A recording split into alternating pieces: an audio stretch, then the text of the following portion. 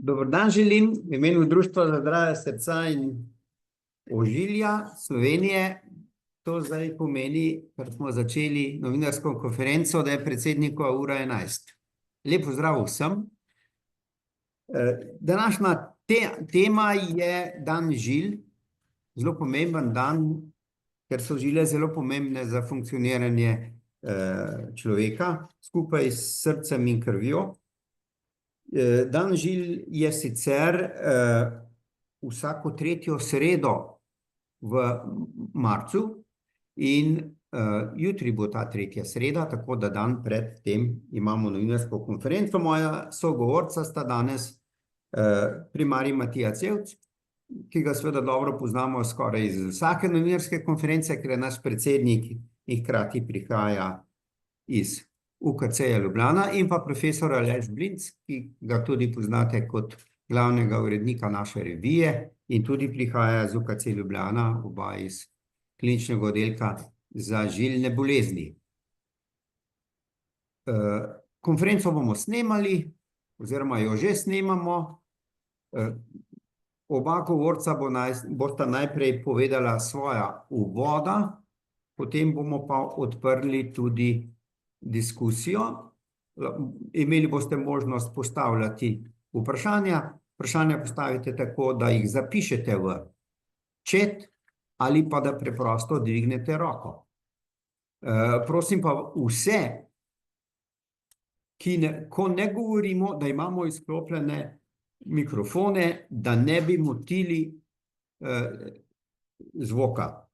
To je, no, pa še nekaj, po sami novinarski konferenci bomo zelo kmalu potem, kot običajno, izdali tudi izjavo za javnosti, iz katerih bo moč razbrati vsebino današnje novinarske konference. Toliko, zdaj pa prvi ima besedo primarij Matija Cevc. Izvoli. Ja, hvala lepa za besedo. Pozdrav tudi z moje strani.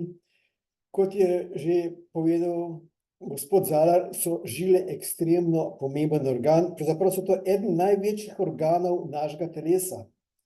Če bi žile postavili eno za drugo v vrsto, bi njihova dolžina lahko kar 4-krat obkrožila Zemljo po ekvatorju. Podatki kaže, da samo v možganih je za 167 tisoč kilometrov žil. Skratka, dejansko ogromen sistem, ki pa tudi opravi ogromno delo. V 75 letih življenja bi 70 kilogramov težek človek preko žil prečrpal 221 milijonov litrov krvi, kar je četrtina bohinjskega jezera. Skratka, dejansko ogromen organ, ki izredno veliko dela tekom teh 70 let opravi.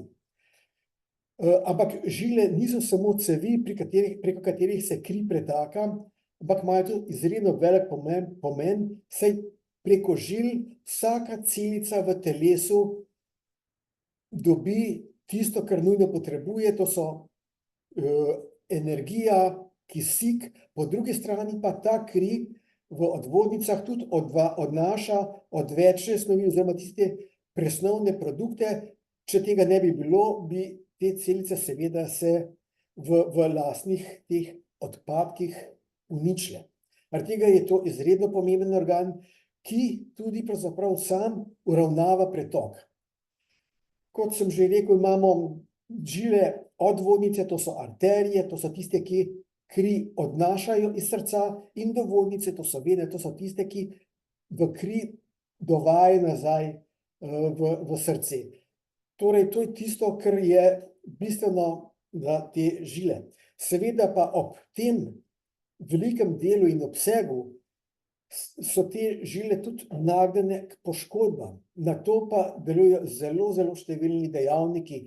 Po eni strani so to razne bolezni, kot je na primer najbolj pogosto zelo škoduje žilam, če ni urejen visok krvni tlak, kronična ledvična bolezen, lokalna vnetja, sladkorna bolezen. To so tiste bolezni, ki neposredno prizadenejo žile. Po drugi strani imamo pa tudi nezdrave življenjske navade, kot je kajenje, telesna dejavnost. To je tudi uničuje naše žile in zaradi tega je to tako pomembno, da za te naše žile, ki garajo noč in dan, dejansko tudi poskrbimo. Nista samo ta dva dejavnika to pomembna, imamo še tudi druge, o katerih mogoče malce pozneje kaj več povedal, kot so recimo današnje stresno življenje, depresija, nespečnost. Vse to lahko naše žile zelo prizadene in se začnejo v arterijah kopičiti v stenah arterij kopičiti holesterol in tudi celice in nastane tako imenovana aterosklerotična leha. Žila postane vse bolj nagubana, toga, svetlina žile se začne ožiti zaradi teh naplastitev in sčasoma lahko to pripelje do tega, da se pritok skozi tako žilo zmanjša, upočasni in ne zadošča več za dovoljšno dostavo kisika tkivom, katere ta žila prehranjuje. Torej, paziti moramo na te žile, prav bi bilo, da s tem začnemo že v otroštvu, temu rečem primordialna preventiva. Skratka, že otroci bi morali skrbeti za svoje žile, vemo, da otroke težko prepričaš, ampak s spodbujanjem k zdravemu življenjskemu slogu, gibanju, zdravi prehrani, odpovedi računalnikom, mobitelom, to je vse tisto, s čimer bomo mi lahko že od otroštva naprej varovali naše žile. Tisto, kar dejansko zelo premalo upoštevamo pri teh dejavnikih, ki škodujejo žilam, so pa, kot sem že rekel, ta naš tempo življenja, ki je postal hektičen, stresen, to vodi v depresijo, izgorelost, pomanjkanje spanca, to spet ta pomanjkanje spanca povzroča depresije, depresija povzroča pomanjkanje spanca in to vodi v izgorelost. Vse to so tiste težave, ki uničujejo postopoma naše žile in na to moramo misliti in kar se le da poskrbeti, da bo tega čim manj. Drugo, kar nikakor ne smemo pozabiti, je pa najpomembnejši vzrok pravzaprav za aterosklerozo, to je pa holesterol in maščobe. Zlasti holesterol LDL, ki ni samo dejavnik tveganja, ampak je vzrok za aterosklerozo. Ni aterosklerotične lehe, da ne bi bilo v njej holesterola. Torej, to vemo in zaradi tega je tako pomembno, da se ta holesterol v krvi kar se le da zniža. Pri tem moramo pa upoštevati še eno posebno obliko holesterola, tako imenovani lipoprotein mali A. Ta je pa genetsko pogojen in ga ima približno 21% populacije. Značilno za ta lipoprotein mali A je, da ima posameznik, ki ima ta delc med tistimi, ki imajo najnižjo vrednostjo in med tistimi, ki imajo najvišjo, so bistveno bolj ogroženi. Gre za to, da je kar tak lipoprotein mali A je kar 6-krat bolj škodljiv, kot je ta prosluli holesterol LDL. In posameznik, kot sem rekel, z najvišjo ravnijo lipoproteina A proti tistim z najnižjo, imajo 5-krat višje tveganje za zožitev koronarnih arterij, 1,7-krat višje tveganje za stenozo na vratnih žilah, 1,6-krat višje tveganje za ishemično možgansko kap, do 2-krat višje tveganje za srčno popuščanje, 1,5-krat višje tveganje za srčno-žilno umrljivost in do 1,2-krat višje za skupno umrljivost. Skratka, ta lipoprotein mali A je izredno pomemben in moramo vedeti za njega, čeprav trenutno še nimamo zelo učinkovitih zdravil proti njemu, ampak vemo, da če je visok, moramo toliko bolj skrbeti, da se zmanjšajo vsi ostali dejavniki tveganja, na katere mi lahko vplivamo in na ta način pravzaprav zavremo napredovanje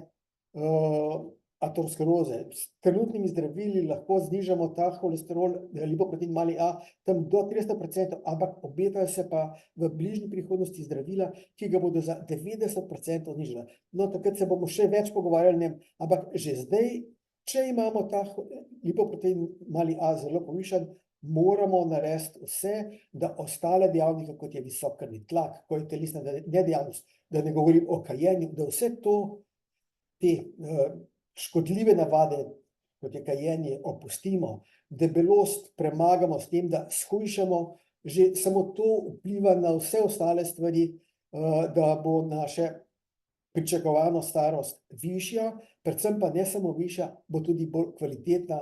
Torej, naredimo kaj za to, izključujemo vse dejavnike tveganja, ki nam uničujejo žile in srce in tudi so večinoma tudi pospeševalci nastanka raka.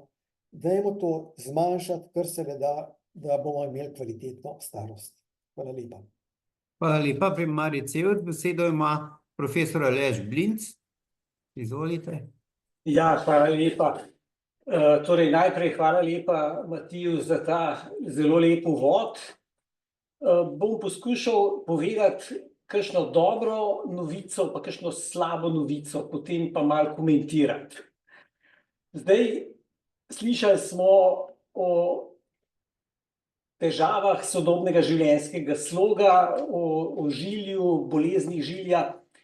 Pa vendarle, jaz bi rad poudaril, da v zadnjih 30 letih smo uspeli v razvitem svetu zelo, zelo dobro pomakniti bolezni žilja v kasnejše življenjsko obdobje. Nismo uspeli seveda narediti ljudi nesmrtnih in tega tudi v doglednem času nikakor ne bomo uspeli, ampak gre za to, da podaljšamo aktivni čas, kvalitetni čas, čas brez znatnih bolezni, čim dlje in skomprimiramo čas bolezni v čim višjo starost. Zdaj, kaj to pomeni, da smo pomaknili bolezni v starejše življenjsko obdobje? Od nekje 80-ih let prejšnjega stoletja do danes smo za več kot polovico, skoraj za 2/3 zmanjšali starostno standardizirano umrljivost, to se pravi umrljivost mlajših oseb zaradi srčno-žilnih bolezni. Tega se večina ljudi ne zaveda, tudi marsikakšen zdravnik se tega ne zaveda. Je pa to seveda v veliki meri posledica dobrega odkrivanja povišanega krvnega tlaka, hiperholesterolemije, v neki meri seveda tudi zdravljenja srčno-žilnih bolezni, zlasti odpiranja koronarnih arterij pri akutnem srčnem infarktu. No, skratka, to je zgodba o uspehu. Če pogledate te krivulje, lahko pravzaprav damo kapo dol ljudem, ki so pravzaprav to omogočili. Je pa seveda tako kot pri vsaki stvari nek haklec. V zadnjih 10 letih se je ta trend izboljšanja zelo upočasnil. Od leta recimo 2010 do 2020 je sicer bil padec starostno standardizirane umrljivosti tudi za koronarno bolezen, za možgansko kap, ampak bistveno manjši kot v desetletjih poprej. Zdaj, kaj je temu vzrok? Po eni strani mislijo, da je glavni vzrok ta epidemična razsežnost presnovnih problemov, debelosti, sladkorne bolezni, ki sta še vedno v porastu. Po drugi strani gre pa tudi za to, da pravzaprav čisto vsega o aterosklerozi ne vemo, ali pa bolje rečeno, vemo nekje eno dobro polovico, 2/3 zgodbe, 1/3 zgodbe pa še vedno ne poznamo. Slišali ste, primarij Cevc je razlagal o lipoproteinu mali-A, ki je pravzaprav v zadnjem desetletju prišel na sceno kot pomemben dejavnik tveganja. Tako da, zdaj, če potegnemo črto, mi znamo na ravni celotne populacije zelo dobro oceniti tveganje. Imamo neke tabele, ki jih tudi osveščena javnost pozna, pa seveda vsak zdravnik, imenujejo se SCORE-2, ocenjujejo starost, spol, kajenje, krvni tlak, aterogeni holesterol. Če gre za prisotnost sladkorne bolezni, potem ene druge tabele uporabljamo, pa tudi po geografskih regijah razdelijo tveganje. No, kakorkoli. te tabele odlično delujejo za veliko skupino ljudi, na ravni posameznika pa lahko tudi kiksnejo oziroma koga spregledajo. In v bistvu tako je, ne, približno ena tretjina srčnih infarktov se še vedno zgodi pri osebah, ki nimajo visokega tveganja po teh klasičnih dejavnikih tveganja. Zdaj pa, kaj lahko naredimo v smer, da bi pravzaprav prepoznali te ogrožene posameznike, ki na nek način delajo vse prav, pa kljub temu se jim lahko zgodi, da imajo aterosklerozo. Zdaj, v zadnjih letih prihaja v veliki plan odkrivanje zgodnje ateroskleroze. Daleč največ podatkov je za preiskavo koronarnega žilja s pomočjo detekcije kalcinacij. To se pravi, temu rečemo kalcijevo breme koronarnih arterij. To je izredno dobro preizkušena metoda z dobro napovedno vrednostjo, a ne, tiste pikice kalcija na koronarnih arterijah pomenijo ponavadi začetno aterosklerozo. Je pa tako, da seveda to preiskavo je možno narediti s kompjutersko tomografijo, sicer ne zahteva neke visoke sevalne obremenitve, ampak vendarle neko vsaj zmerno sevalno obremenitev pa vendarle, pa dost drago opremo, a ne, skratka kompjuterski tomograf in seveda odčitavanje. No, ampak na tem področju grejo stvari naprej.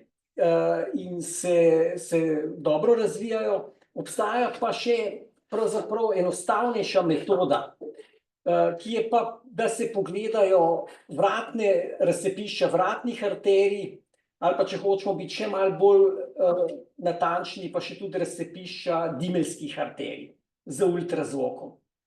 In to so mesta, kjer se dosti pogosto že v začetni fazi naredijo začetne majhne obloge, ki še nič ne ovirajo pretoka krvi, kažejo pa na to, da se ateroskleroza v telesu že razvija.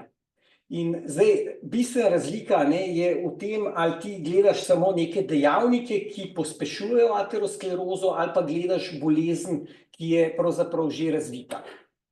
Tako da zdaj, za koga to pride v upoštev, a ne, to primarij cevc seveda to dobro ve, ker v svoji lipidni ambulanti, kadar ima bolnike, ki so ogroženi, pa je treba se odločiti, koliko intenzivno jih zdraviti, seveda potem naroči ultrazvočno preiskavo vratnih arterij in se na podlagi izvida lažje odloča, koliko intenzivno bo bolnike zdravil.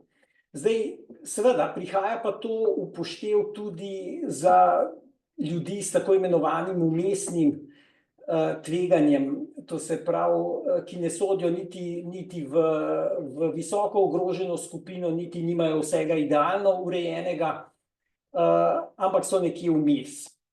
In zdaj seveda teh ljudi je v resnici veliko, to ne moremo čisto vsem ponuditi, zlasti ne brez kakšnih čakalnih dob, ampak vendarle obstaja vendarle možnost, da če je nekdo v tej vmesni skupini, morda ima zmerno povišan holesterol, ostalo še kar v redu, pa je recimo star tam nekje okrog 50 let in ga zanima, kakšno je njegovo stanje, potem ni tako neumno se odločiti za preiskavo vratnih ali pa tudi dimeljskih arterij in na podlagi rezultata v bistvu ukrepati bolj ali manj intenzivno. Zdaj, na vsak način seveda temelj vsakega zdravljenja je zdrav življenjski slog. Pri ogroženosti, ki jo pojmujemo kot veliko, a ne, če so neke obloge v razcepiščih vratnih arterij ali pa dimeljskih arterij, to pomeni visoko ogroženost, je pa zelo pametno poseči tudi po zdravilih. In še enkrat bi rad poudaril, da zdravila za krvni tlak in zdravila zoper povišan LDL holesterol so v javnosti zelo neupravičeno na slabem glasu, ker sodijo v resnici med najbolj varna zdravila in seveda so odgovorna za tisto, kar sem povedal uvodoma, za to pomembno zmanjšanje starostno standardizirane obolevnosti in umrljivosti zaradi srčno-žilnih bolezni. Tako da, kadar je treba zdravemu življenjskemu slogu dodati zdravila, to ni noben bav, to jaz vedno bolnikom razlagam, zdravila vam dodamo ravno zato, da boste dobro funkcionirali tudi v bodoče, da ne boste doživeli srčnega infarkta, da vas ne bo zadela možganska kap, da se vam ne bodo zamašile žile v nogi in ne boste mogli hoditi. Tako da, skratka, obravnava, odkrivanje žilnih bolezni, odkrivanje srčno-žilne ogroženosti napreduje. Marsikaj lahko naredimo, seveda dobro se zavedamo, da nikakor nismo na koncu poti. Jaz vedno, če se malo pohecam, nas primerjam z infektologi, ki so uspeli recimo okužbo z virusom HIV narediti asimptomatsko. Skratka, zdravniki, kardiologi, specialisti žilne medicine še nismo tam, da bi znali aterosklerozo povsem nevtralizirati in narediti asimptomatsko. Ampak mislim, da se temu cilju počasi po korakih bližamo. In tako kot sem rekel, sodelovanje terapevta in pacienta lahko že tudi sedaj obrodi zelo dobre rezultate. Tako da tukaj se jaz zaenkrat ustavim in hvala za pozornost. Hvala lepa, profesor. Zdaj bi jaz dodal, da Društvo za zdravje srca, seveda kot vsako leto, tudi na nek način ob novinarski konferenci obeleži Svetovni dan žil. In sicer tako, da imamo letos od 19. marca, jutri pa en mesec, do 19. aprila, mesec ven. In to v naši posvetovalnici na Dalmatinovi 10 v Ljubljani, kjer bo moč izpeljati nekaj preventivnih meritev in se posvetovati z vodjo naše posvetovalnice gospo Jasno in pa seveda dobiti tudi kar nekaj gradiv o boleznih ven. Torej to, bi rekel, opozorilo oziroma vabilo, da se prijavite, pridete v tem mesecu vsi, ki vas to zanima, na preventivno debato in pa preventivne meritve žil. To je venska pletizmografija, se reče tem pregledu, če tako rečem. Ja, prav. Hvala obema govorcema. Kot smo napovedali, so pa zdaj vprašanja. Tule imamo v chatu prvo, kako pogosto je smiselen pregled vratnih žil z ultrazvokom po posamezni starostni skupini? Ok, bom poskušal odgovoriti. Torej, ne gre za to, da bi to preiskavo priporočali povprek vsem, še zlasti ne vsem starostnim skupinam. Priporočamo jo lahko zaenkrat tistim, ki imajo vmesno tveganje za srčno-žilne bolezni. Skratka, recimo en dejavnik slabo urejen, vsaj en dejavnik, recimo holesterol ali pa krvni tlak, še ne sodijo v skupino visoko ogroženih in je potem potrebno se odločiti, kako intenzivno jih zdraviti. Skratka, to je ta skupina vmesnega srčno-žilnega tveganja. To so ponavadi ljudje tam nekje med 40 in 50 letom z dejavniki tveganja. Te ljudi se pogleda, pa tudi ne več kot enkrat, ker če odkriješ lehe, seveda te lehe ne bodo šle nazaj. Pomembno je, da ne gredo naprej, da ne napredujejo. Tako da načeloma je pregled vratnih žil v sklopu ocene srčno-žilnega tveganja enkratna preiskava pri nekje srednji starostni skupini z vmesnim srčno-žilnim tveganjem. Mogoče bi samo še en ščepec dodal, včasih mi to kontrolo tudi naročimo takrat, kadar se odločamo, a bomo bolj intenzivno pričeli zdraviti. To je pri tistih, ki imajo izrazito visok holesterol, pa bom rekel, ne izpolnjujejo še kriterijev, da bi jim lahko novejša zdravila predpisali. Pogoj pa je za ta novejša zdravila, da imajo že aterosklerotične lehe. Vemo, da pri tistih, ki imajo zelo visok holesterol, pospešeno aterosklerozo in zaradi tega je takrat mogoče malo bolj aktivno iščemo, vsaj jaz takim rečem, da na 3-4 leta si ponovno grejo pogledati in se potem tudi odločimo, ali bomo šli na te tako imenovana biološka zdravila ali ne. Pa absolutno to drži. To je ena podskupina tega, kar je profesor Binska. Te so že visoko ogroženi, te že zdravimo z statini običajno in z dvotirno terapijo, ko se odločamo še za bolj intenzivno, pa moramo še ta pogoj imeti izpolnjen, takrat se to morda še splača narediti.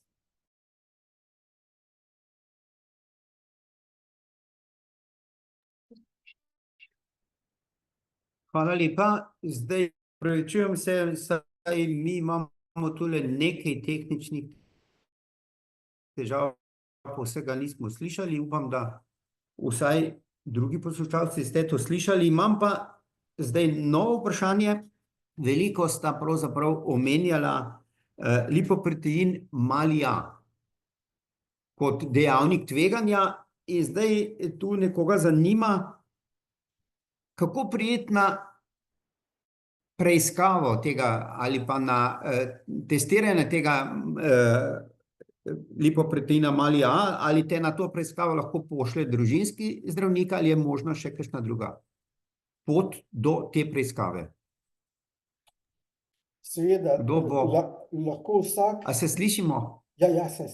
Vsak družinski zdravnik ima možnost napotitve. Res je, da to v zdravstvenih domovih praviloma ne izvajajo. Tudi mislim, da ni trenutno še v naboru tistih preiskav, ki jih zavarovalnica plača, ampak to ne pomeni, da ne more biti ta preiskava narejena pri tistih, pri katerih je to potrebno. Načeloma sodobne smernice govorijo o tem, da bi morala vsaka odrasla oseba imeti vsaj enkrat določen lipoprotein mali A.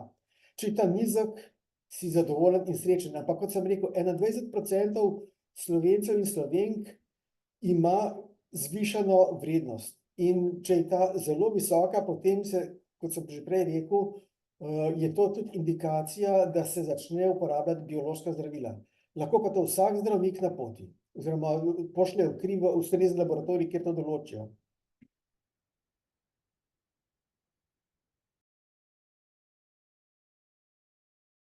No, morda bomo pa tudi zdaj v naši ambulanti to delali. Pogovori so že v to smer.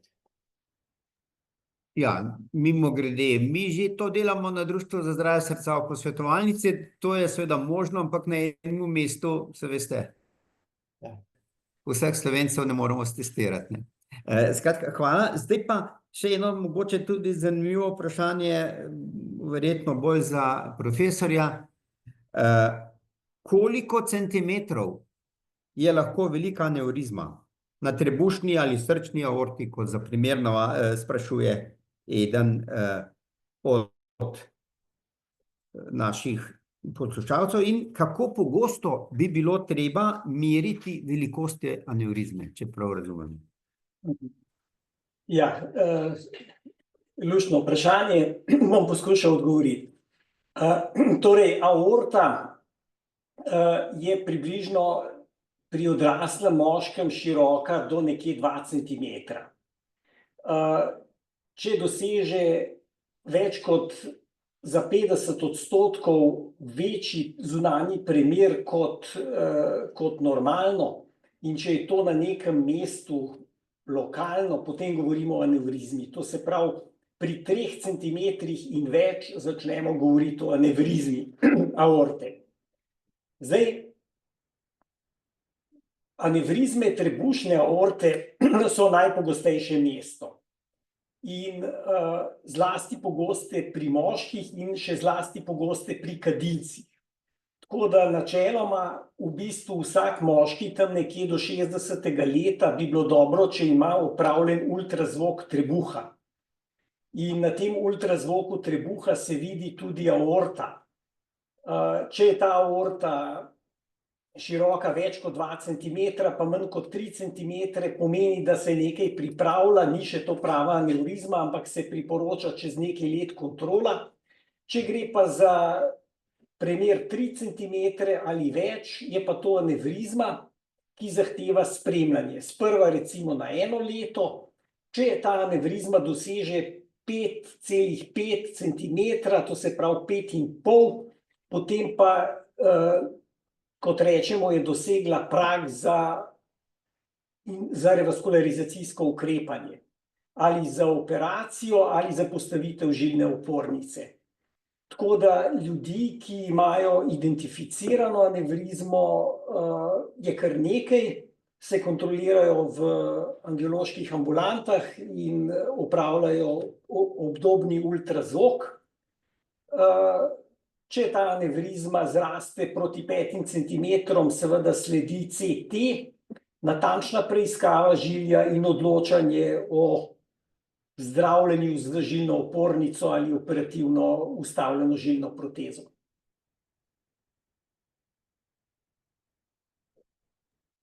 Hvala. Upam, da so tisti, ki so postavili vprašanja, zadovoljni z odgovori. Je še kakšno vprašanje? V chatu nisem našel ničesar. Tudi nobene roke ne vidim. Bi želela govorca za zaključek dati kakšno misel o dnevu žil? Izvoli, Matija. Hvala, ja. Ja, pogledajte, misel je ista, ki se že čez celo tiskovno konferenco vleče. In v bistvu je to, pazite, da ne boste imeli dejavnikov tveganja, zlasti tistih, ki jih znamo zdraviti, ker jih znamo odstraniti. Sladkorno bolezen znamo zelo dobro regulirati, krvni tlak znamo odlično regulirati.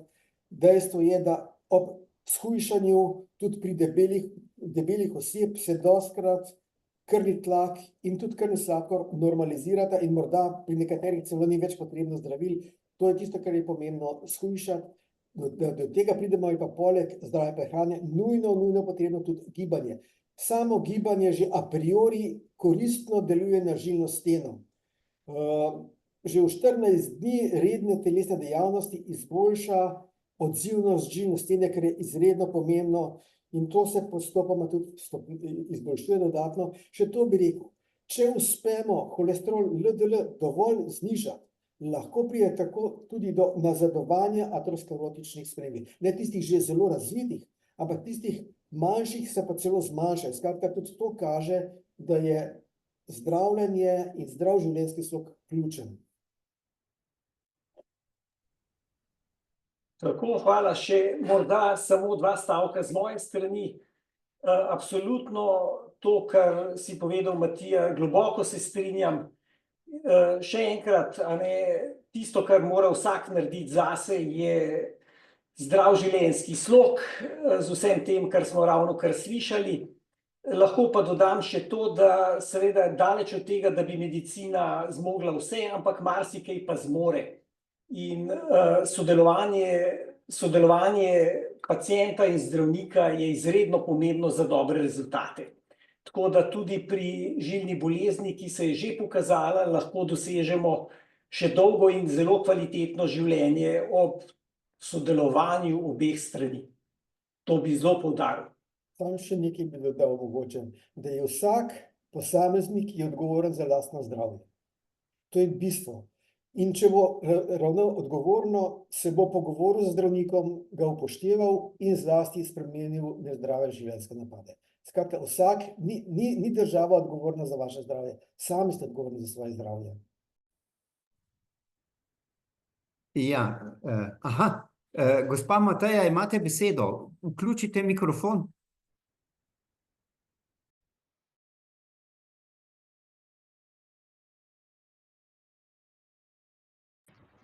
A je, Jaz aha, sem samo izvolite. jaz sem samo lajkala besede primarij Cevca, da je vsak odgovoren za svoje zdravje, samo to. Ja, hvala lepa, napačno sem razumel.